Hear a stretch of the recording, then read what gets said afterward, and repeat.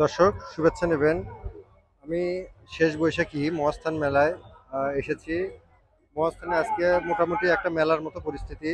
তো আজকে শেষ বৈশাখী, এখানে আমি আপনাদেরকে যা দেখাচ্ছি এটা হচ্ছে বিভিন্ন কবিরাজি, অর্থাৎ আহ, বিভিন্ন ধরনের পথ্য, অর্থাৎ কবিরাজদের বিভিন্ন ধরনের পথ্য নিয়ে এখানে হাজির হয়েছি।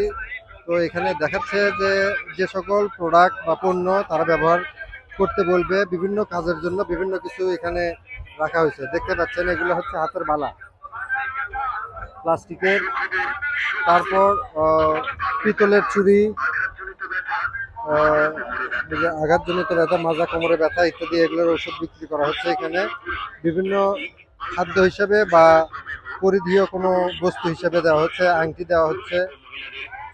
এগুলো মহাস্থানের একটা কবিরাজির পদ্ধতি। এগুলোর মাধ্যমে বিভিন্ন ধরনের জিনিসপত্র লোকজনকে বুঝিয়ে দিয়ে তারা আসলে উপার্জন করেন।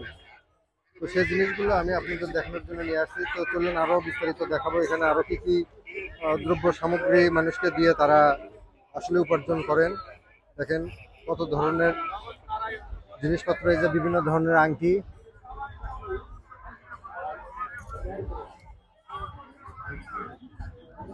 মালা, বিভিন্ন ধরনের পাথর